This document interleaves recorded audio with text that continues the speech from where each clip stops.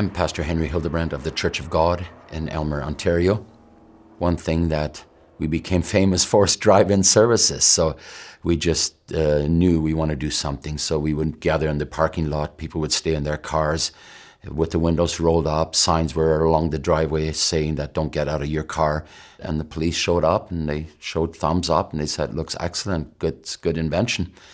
We complied as much as we knew how, and then we were back in the building, and then they told us that we could only be like, 10 people and 20 people or whatever. Well, none of that worked for us because we're a very close-knit community, and by that time, we knew, and maybe I should say half the world knew already, that there was something very wrong with this narrative. That it just didn't add up.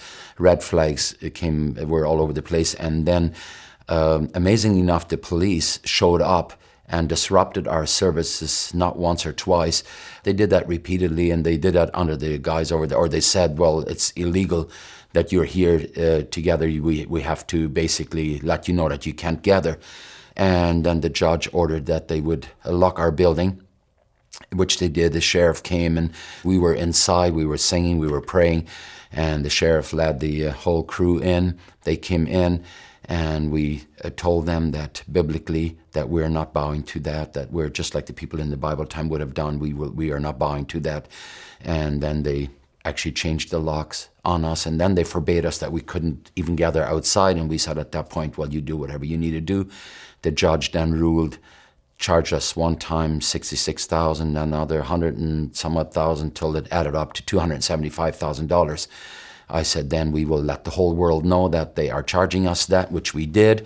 We told everyone that there was fines out there for $275,000. Many people by that point had offered us worldwide, had said, if you have to pay those, we will help. And it's exactly what happened. Is within a short time, $275,000 came together, like I said, from all over the world. Within a couple of months, we paid those fines. That's where it is to this day.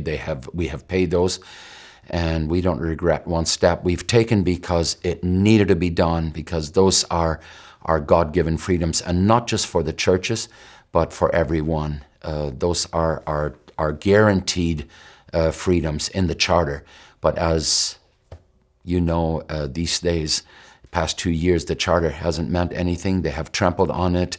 We saw that in Ottawa. We see that everywhere else. We saw what they did to the frontline workers. At first, they praised them and held them in high esteem, and then when it was their turn, then they came after them. So the cry of the truckers rapidly became the cry of the whole world, or the whole world joined in, because it was a cry of oppression. It wasn't just the mandates. It was a cry of oppression to this day. I have never seen, never heard, never experienced what happens when a community stands together like we saw at the convoy. And the amazing thing, or I should say that the most troubling thing, was that right behind us there, right across the fence from inside the Parliament building, our Prime Minister was speaking, and he's saying all these things that are not true. We know the way through this pandemic is by getting everyone vaccinated. And the overwhelming majority, close to 90% of Canadians, have done exactly that. The small fringe minority of people who are on their way to Ottawa, or who are holding unacceptable views that they're expressing, do not represent the views of Canadians who have been there for each other, who know that following the science and stepping up to protect each other is the best way to continue to ensure our freedoms, our rights, our values as a country.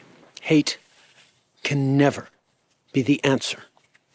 Over the past few days, Canadians were shocked and frankly disgusted by the behavior displayed by some people protesting in our nation's capital.